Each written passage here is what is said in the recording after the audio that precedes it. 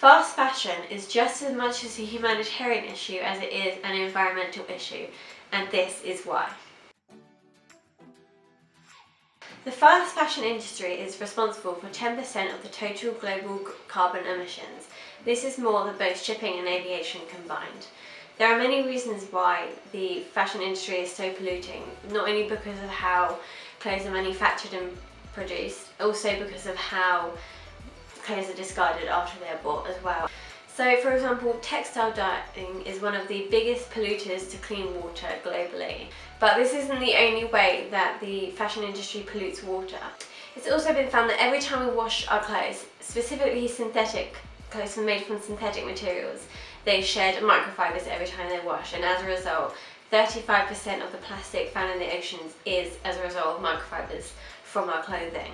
But also the way in which clothes are produced in the first place. So, for example, conventional cotton is responsible for 25% of all global pesticide use per year. And as well as this, to make one cotton t-shirt uses 2,700 litres of water, which is roughly the same amount of water that one person will drink in about 2.5 years. So there are many ways that it's polluting and has a very big environmental footprint, the way it's been produced and manufactured. But it's also very polluting the way that we are discarding of our clothes after we use them. It has been found that typically Brits will buy on average 50 new pieces of clothing every year. And a recent survey also found that typically people will use their clothes 7 times before they discard it. And there's obviously the negative environmental footprints to how we are discarding our clothes, because more often than not our clothes are being sent to landfill or being incinerated rather than being donated or put back into the system for that circular economy. We are not really donating or reusing or lending or giving our clothes a second life as often as we really should be, and that's also another reason why this industry is so polluting. But in terms of humanitarian issues, since the Rana Plaza disaster of 2013, which saw the factory collapse and killed over 1,000 people and injuring 2,500 more people, clothing brands on the high street were required to agree to a transparency pledge, which basically means that they have to give the names and addresses of the companies that manufacture the clothes, as well as the parent companies, as well as the number of employees who work for them and create the clothes for their company. However, it has been found that only 17 of the 72 brands have signed this transparency pledge. So many of the clothes on the high street we don't know how they're being made, and because they're not signing up to a transparency pledge and showing how and who and where their clothes are made, it usually signifies that child labour or forced labour or illegal labour has been used where they are not being treated fairly and they're not having safe, hygienic working conditions.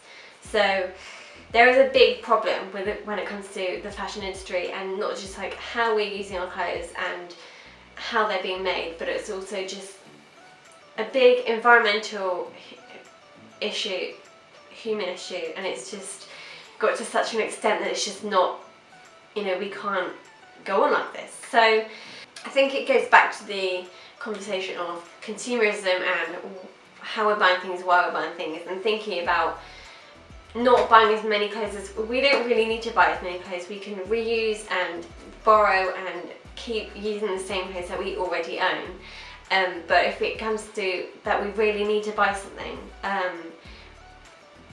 we want to be basically shopping secondhand or shopping sustainably, where the manufacturing processes aren't toxic and harmful to the environment. For example, they don't use pesticides, as mentioned previously, where not only is it toxic to the soils and the water systems, but it has been found that pesticide farmers, growers, actually have a lot of physical and mental problems as a result of being so used to using so many toxic chemicals day in, day out. So not only does buying sustainably, thinking about how we're buying and shopping second-hand, meaning that we're not adding to the landfill, we're not adding to that environmental problem, but it also means that workers are being treated fairly, they have safe, hygienic working conditions. So when it comes to thinking about fashion and the fashion industry and their impact on the planet and the impact on the people. I think there are so many ways we need to solve this huge problem, and so I think it just starts with being a little bit more conscious about